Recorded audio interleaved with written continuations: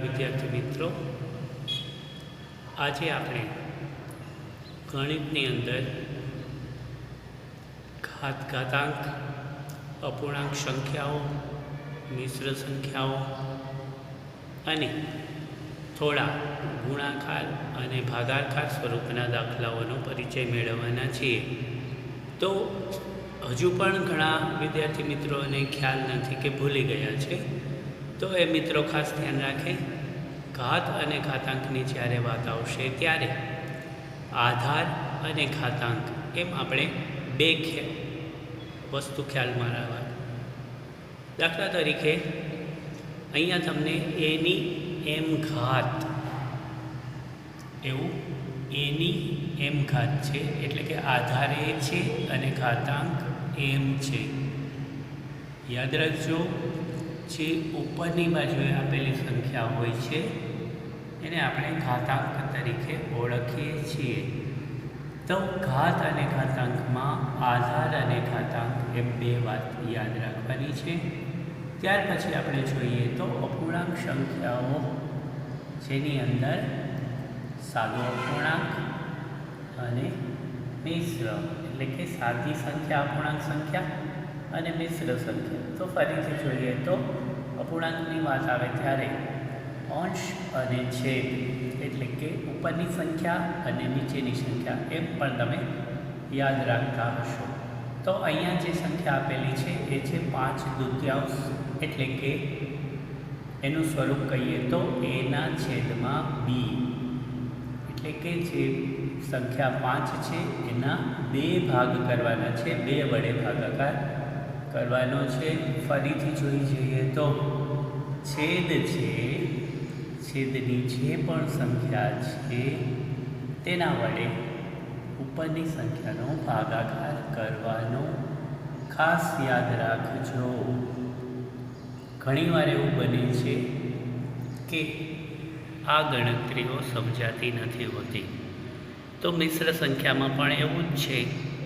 મિશ્ર સંખ્યા છે એમાં જે આગળ આવેલો પૂર્ણાંક છે તે આખો છે, એટલે કે 5 પૂર્ણાંક. અહીંયા કોઈ પણ સંખ્યા હોય, દાખલા તરીકે 7 હોય તો 7 પૂર્ણાંક 1 દ્વિતીયાંશ, એટલે કે 1ના 2 ભાગ જેટલું માપ, પ્રમાણ.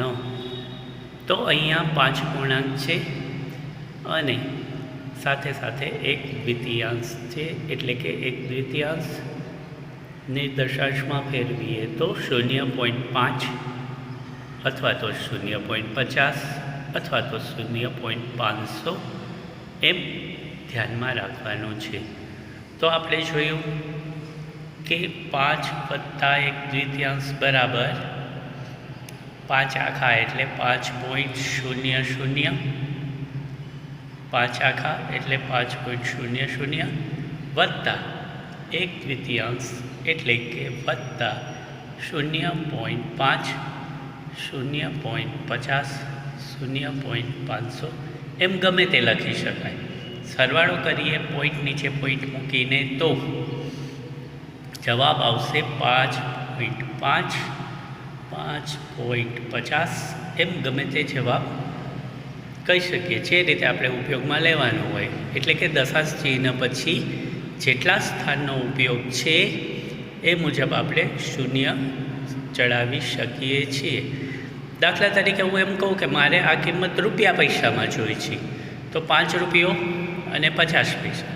હું એમ કહું કે મારે આ કિંમત છે 1 કિલોગ્રામ ગ્રામમાં જોઈ છે, તો 5 કિલો અને 500 ગ્રામ એમ કહેવાય. 0.5 એટલે અડધું. પછી રૂપિયા પૈસા હોય તો 50 પૈસા થાય, ગ્રામ કિલોગ્રામ હોય તો 1000ના અડધા, એટલે કે 500 એમ યાદ રાખવાનું.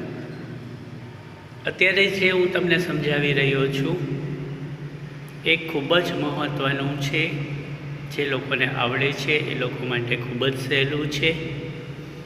તો ખાસ યાદ રાખજો, દશાંશ ચિહ્ન જ્યારે સરવાળો અને બાદબાકી કરીએ ત્યારે પોઈન્ટ નીચે પોઈન્ટ લેવાનો છે. ખાસ જોઈ લેજો, મિશ્ર સંખ્યામાં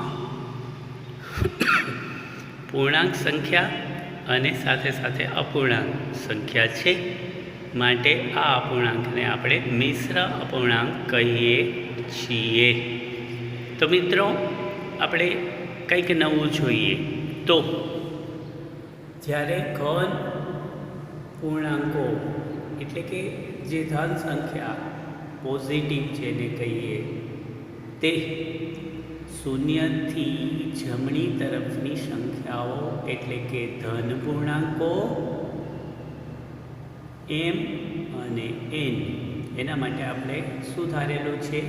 કાં તો એમ અથવા તો એન. તથા પૂર્ણાંક કે અપૂર્ણાંક સંખ્યા એ માટે પૂર્ણાંક કે અપૂર્ણાંક સંખ્યા એ માટે આધાર સરખા હોય ત્યારે, આધાર કોને કહેવો હોય હમણાં આપણે જોઈ લીધું. તમને બધાને ખ્યાલ જ છે કે આધાર કોને કહેવાય. આધાર સરખા હોય ત્યારે અને ઘાત સ્વરૂપની સંખ્યાનો ગુણાકાર લેવાનો છે. તો આપણે જોયું 5નો વર્ગ ગુણ્યા 5નો ઘન એટલે કે 5ની ઉપર 2 ઘાત ગુણ્યા 5ની ઉપર 3 ઘાત. તો આપણે જે નિયમ મુજબ જોઈએ છીએ તે છે આધાર સરખા હોય અને ઘાત સ્વરૂપની સંખ્યાનો ગુણાકાર હોય ત્યારે ઘાતાંકોનો સરવાળો થશે. એટલે કે 5ની 2 ઘાત છે અને 3 ઘાત છે એટલે 5ની 5 ઘાત. જો અહીંયા આપણે 5ની 2 ને 3 5 ઘાત એમ યાદ રાખવાનું. અહીંયા જો 5 ઘાત હોય તો 8 ઘાત થાય. અહીંયા 3 ઘાત છે તો 5ની 2 વત્તા 3 ઘાત એટલે કે 5ની કેટલી ઘાત કરીશું આપણે? 2 અને 3 5 ઘાત.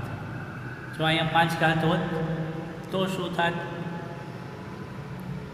તો અહીંયા પણ 2ની 5 ઘાત થઈ જાત. તો અહીંયા 2ની 8 ઘાત થઈ જાત.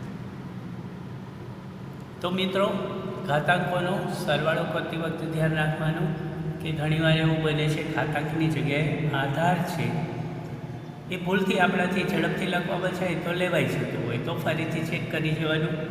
5 આધાર છે, સરખા છે આધાર, માટે ઘાતાંકો 2 અને 5નો સરવાળો કરી તો કેટલા થશે? તો અહીંયા ફરીથી આપણે જોઈએ તો 2 અને 5 એમ 7 થાય. તો આવું વારંવાર બનશે, માટે ખ્યાલ રાખવાનો કે ઘાતાંકો છે 5ની 2 ઘાત 5ની 5 ઘાત એટલે કે 2 ને 5 7 ઘાત. અહીં ઘાતાંકોનો સરવાળો એટલે કે ખાસ યાદ રાખવાનું છે એની એમ ઘાત ગુણ્યા એની એન ઘાત સ્વરૂપની સંખ્યા આપેલી હોય ત્યારે એ આધાર રાખીને એમ ઘાત અને એન ઘાતનો સરવાળો કરવાનો છે. ફરીથી જોઈએ તો અહીંયા આપણે એની એમ ઘાત કહીએ તો 5નો વર્ગ છે. અહીંયા 5નો એટલે કે એની 5 ઘાત છે. 5 ને 2 7 ઘાત એટલે કે ઘાતાંકોનો સરવાળો કરશું તો આપણને આ મુજબ કિંમત મળશે. તો આપણે અત્યારે જોયું કે જ્યારે આધાર સરખો હોય અને ગુણાકાર હોય ત્યારે શું કરવું. હવે મિત્રો આપણે જોઈશું બીજી પ્રવૃત્તિ કે જેની અંદર આપણે આધાર સરખા છે તો ઘાત સ્વરૂપનો ભાગાકાર કરવાનો હોય ત્યારે, એટલે કે આધાર સરખો હોય ત્યારે ઘાતાંકની બાદબાકી થાય છે. તો મિત્રો ફરીથી જોઈ લઈએ 6ની 3ની 6 ઘાત ભાગ્યા 3/4 બરાબર 3/2. કેવી રીતે થયો? તો કે ઘાતાંકની બાદબાકી થઈ. એ ન સમજાય તો આપણે અવયવ પાડી દઈએ. તો અહીંયા અવયવ પાડેલા છે. 3/6 છે તો 3 6 વખત ગુણાકારમાં લઈશું અને ભાંગા 3/4 છે માટે છેદમાં 3 ને 4 વખત લખીશું. હવે શું કરવાનું છે મિત્રો? તો બહુ સરળ પ્રક્રિયા છે. આપણે શું કરીશું? છેદ ઉડાડી દઈશું. 1 1 ફરીથી 3 1 3 આ રીતે. તો કેટલા ઉડ્યા? 1 2 3 અને 4. તો સરખા અંકો છે એના છેદ ઉડાડી દઈએ છીએ. તો હવે જે સંખ્યા વધી એ છે 3/3, એટલે કે અહીંયા જવાબમાં 3/3 બરાબર 9 થશે, અથવા તો 3/3 એટલે 3/2. આ પણ જવાબ સાચો છે. હવે આપણે જોઈએ કે શું શીખી ગયા. આપણે કોઈ ખોટી ઉતાવળ કરવાની નથી અને જે કાંઈ શીખીએ છીએ તેનું વારંવાર પુનરાવર્તન કરવાનું છે. એટલે કે મનમાં યાદ કરી જવાનું છે. જુદી જુદી આપણે 5 બાબતો જોઈ ગણિતની અંદર. તો સૌથી પહેલાં જોયું એ છે ઘાત અને ઘાતાંક કયા સ્વરૂપમાં હોય છે, એટલે કે એના છેદમાં બી એવી રીતે આપણે લખતા હોઈએ છીએ. ત્યાર પછી છે મિશ્ર સંખ્યા છે, એની અંદર પણ મિશ્ર સંખ્યા આખી હોય તો એને પૂર્ણાંક એમ વાંચીએ છીએ. અહીંયા ઉદાહરણમાં આપણને 5.1/2 એટલે કે 5.5 એવી કિંમત સમજાવવામાં આવી છે. તો 3 વસ્તુ પછી છે જ્યારે ધન પૂર્ણાંકોને આપણે એમ અને એન વડે દર્શાવીએ છીએ ત્યારે પૂર્ણાંક કે અપૂર્ણાંક સંખ્યા એ માટે ધ્યાન રાખજો આધારમાં આપણે એ લેવાનો છે. એટલે કે એ આધાર પૂર્ણાંક પણ હોઈ શકે છે, અપૂર્ણાંક પણ હોઈ શકે છે. અને ઘાતાંક છે એ એમ અથવા એમ એ રીતે લખીએ છીએ. તો ભૂલી નથી જવાનું, યાદ રાખવાનું છે. તો અહીંયા એની એમ ઘાત અને એની એન ઘાત એ બરાબર 5 લીધા છે, એટલે કે આધાર 5 છે અને ઘાતાંક 2 અને 5 બંને વચ્ચે ગુણાકાર માટે 5 અને 2નો સરવાળો એટલે કે ઘાતાંકનો સરવાળો આપણને જવાબ મળશે 5/7. અહીંયા ઘાતાંકોનો સરવાળો. આટલું સમજાઈ ગયું. તો ગુણાકાર પછીની ક્રિયા આપણે લઈએ છીએ એ છે ભાગાકારની ક્રિયા. તો મિત્રો આપણે ભાગાકાર જોઈ જોઈએ તો ધીમે ધીમે લખી પણ શકો છો અથવા સમજી પણ શકો છો. આનો સ્ક્રીનશોટ પણ તમને મોકલવામાં આવશે સાથે સાથે, જેથી કરીને તમે દાખલાને વધારે સારી રીતે સમજી શકો. તો ચાલો મિત્રો હવે જોઈએ આપણે ઘાત સ્વરૂપનો ભાગાકાર. કે જ્યારે ઘાતનો ભાગાકાર કરીશું, બે સંખ્યાઓ છે આપણી પાસે 3/6 ને ભાગાકારમાં લઈએ 3/4. તો આપણને જવાબ મળશે 3/6 4 બાદ કરીએ તો 3/2 એવો જવાબ મળે છે. એને આપણે હમણાં જ કેવી રીતે ગણતરી કરવી અથવા તો સીધું 6 - 4 કરીને પણ આપણે ઘાતાંકોને બાદબાકી કરી શકીએ છીએ, જવાબ મેળવી શકીએ છીએ. સમજાઈ ગયું? હવે આવે છે કે ધન પૂર્ણાંક એમ તથા એન તેમજ શૂન્ય સિવાયની પૂર્ણાંક કે અપૂર્ણાંક સંખ્યા એ માટે છે. યાદ રાખજો મિત્રો, ધન પૂર્ણાંક એમ તથા એન અને શૂન્ય સિવાયની જે પૂર્ણાંક સંખ્યા કે અપૂર્ણાંક સંખ્યા હોય જેને એ તરીકે આપણે ધારીએ ત્યારે શું યાદ રાખવાનું છે? તો પહેલું છે કે જો એમ ગ્રેટર ધેન એન હોય તો મિત્રો તમે શીખી ગયા છો ગ્રેટર ધેન હોય એટલે કે જે બાજુ મોઢું ખુલ્લું છે, મગજનું મોઢું, એવું મેં તમને સમજાવ્યું, અથવા તો જે બાજુ આ ગણપતિના ગ જેવી નિશાની છે ત્યારે ગ્રેટર ધેન સમજવાનું, ના કરતાં મોટી એમ સમજવાનું. તો એમ ગ્રેટર ધેન એન કોના કરતાં મોટી છે? એન કરતાં. એટલે કે પહેલી સંખ્યા જ્યારે મોટી હોય ત્યારે એમ ભાગ્યા એન કરીએ તો અહીંયા આપણે તેની બાદબાકી કરીશું, એટલે કે એની એમ ઓછા એમ ઘાત. કારણ કે મોટી સંખ્યામાંથી જ નાની સંખ્યા બાદ થાય છે, બરાબર ને? હવે આપણે જોઈશું કે જો પહેલી સંખ્યા નાની હોય ઘાતાંકમાં, આધાર એ છે ઘાતાંક શું છે?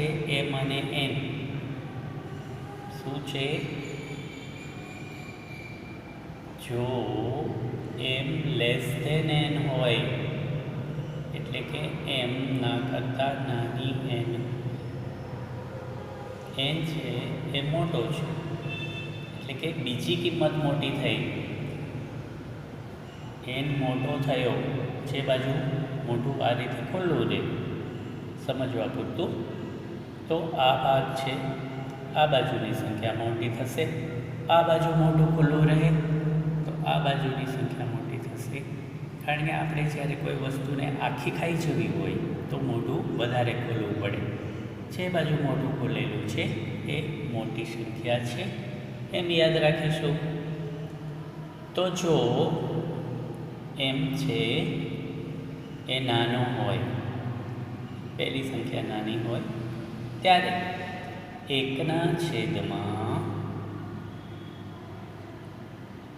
એ ની એન ઘાત ઓછા એમ ઘાત, એટલે કે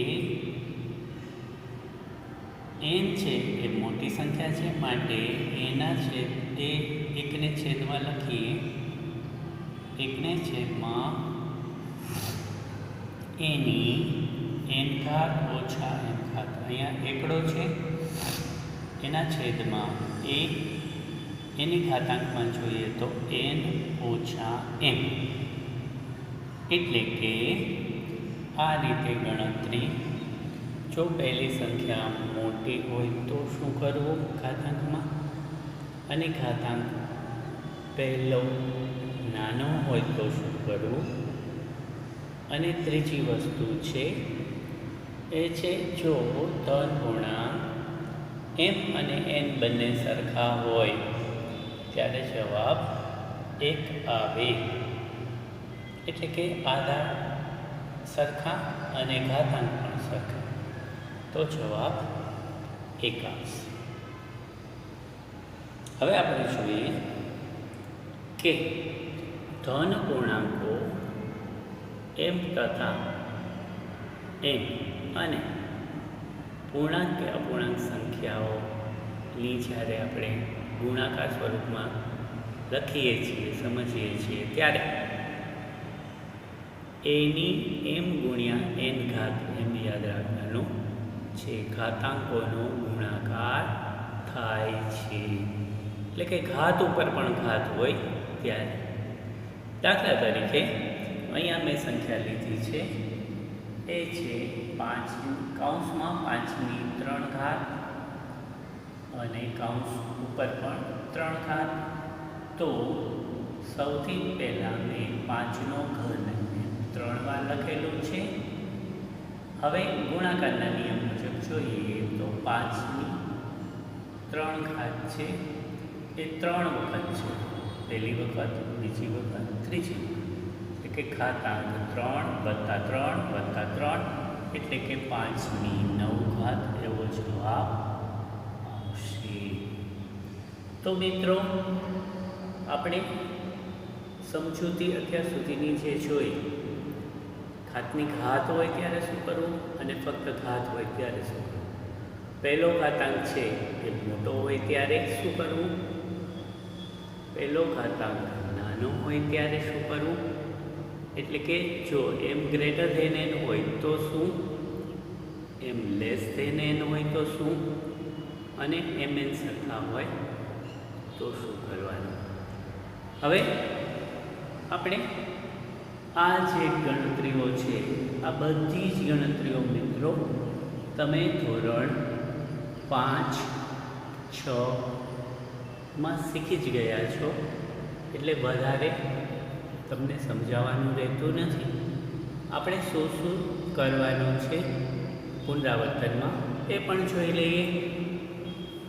તો જુઓ મિત્રો, આજે આપણે જે વિભાજ્યતાની ચાવીઓ છે તેની એકવાર ફરીથી સમજણ મેળવી લઈએ. તો પહેલી ચાવી છે એ છે 2, એટલે કે જ્યારે કોઈ પણ સંખ્યા બેકી હોય ત્યારે એ સંખ્યાને 2 વડે નિશેષ ભાગી શકાય.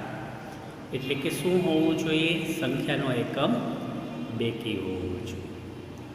4ની ચાવી માટે જોઈએ તો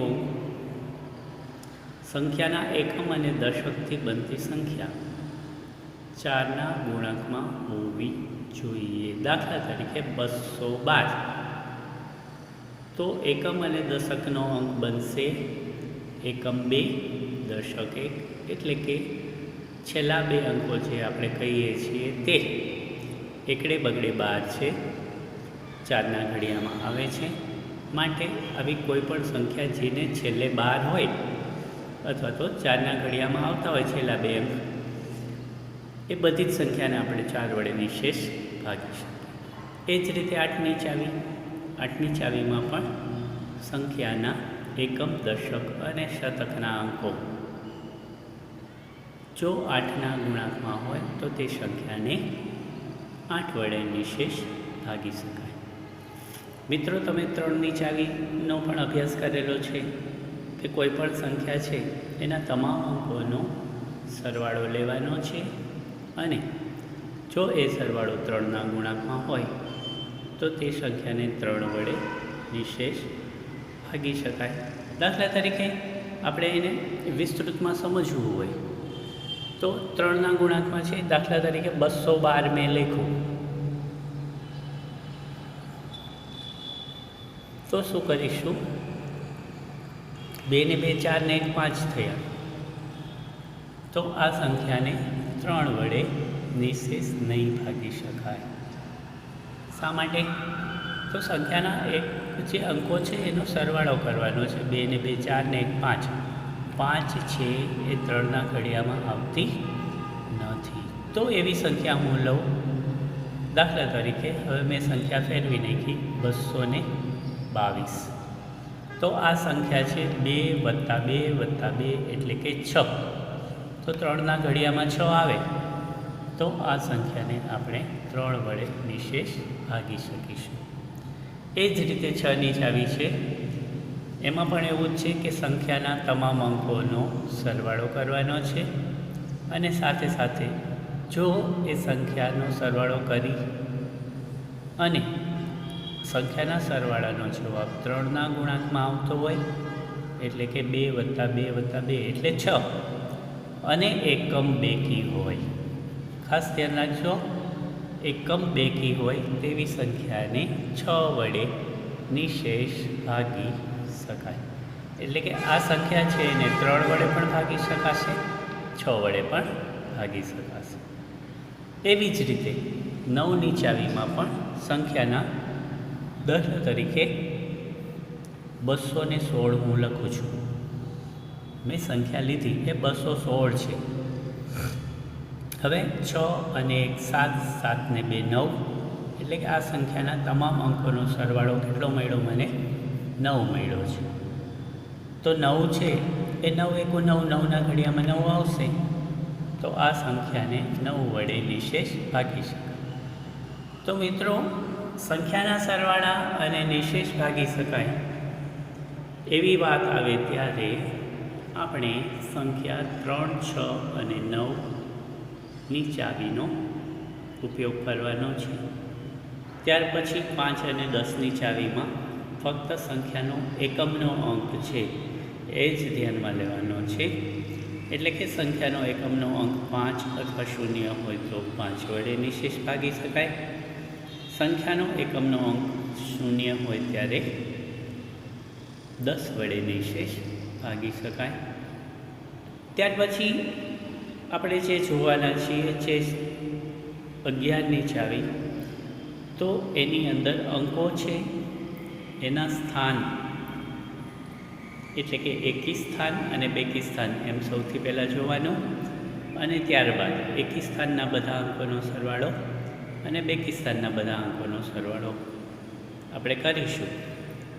અને જો એનો તફાવત એટલે કે બાદબાકી 0 થતી હોય તો તે સંખ્યાને 11 વડે નિશેષ ભાગી શકાય છે. તો અવિભાજ્ય સંખ્યાના કોષ્ટકને પણ તમારે પાકું કરવાનું છે. એટલે કે 2 થી 10 વચ્ચે કઈ કઈ અવિભાજ્ય સંખ્યા આવશે, 11 થી 20 વચ્ચે કઈ કઈ આવશે, એટલે કે આપણને અવિભાજ્ય સંખ્યાઓની ખબર હોવી જોઈએ. વર્ગ અને ઘન પણ પાકા કરવાના છે. તો મિત્રો, તમને 11ની ચાવીમાં થોડું સમજાવી દઉં તો તમને બધાને ખબર છે કે 11નો વર્ગ છે 121 થાય છે ને. તો આનું એકી સ્થાન 1 છે, બેકીમાં 2 છે અને ફરીથી એકી સ્થાનમાં 1 છે.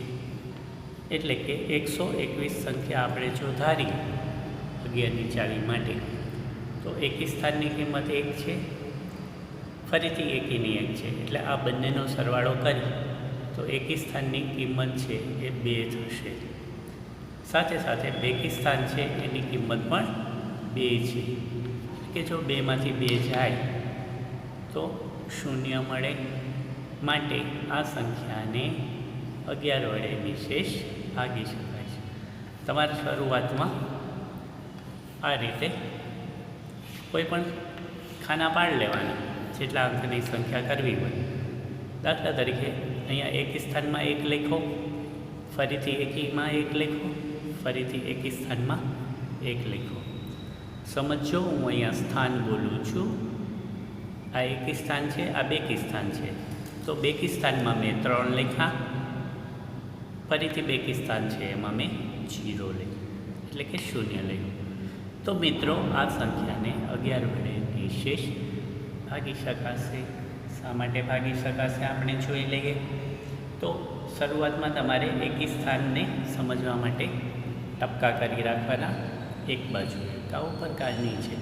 તો આ 3 એકી સ્થાન છે, પહેલું, ત્રીજું અને 5. બેકી સ્થાન છે તો એની અંદર તમારે આ રીતે પણ કરી શકો. તો બેકી સ્થાનનો સરવાળો પણ 3 છે, એકી સ્થાનનો સરવાળો પણ 3 થશે. એટલે કે 1 + 1 + 3 થયા. બેકી સ્થાનમાં 3 + 0 એટલે 3 થયા. તો એનો તફાવત 3માંથી 3 છે તો 0. માટે આ સંખ્યાને આપણે 11 વડે નિશેષ ભાગી શકાય. તો મિત્રો, ફરીવાર મળીશું ત્યારે આપણે જોઈશું કે ચાવીઓ વડે આપણે આપણા મિત્રો સાથે જુદી જુદી સંખ્યાઓ બનાવવાની છે અને એકબીજાએ આપેલી સંખ્યા પરથી ચાવીઓનો અભ્યાસ કરીશું. ત્યાં સુધી રજા લઈને ફરી મળીશ. અસ્તુ.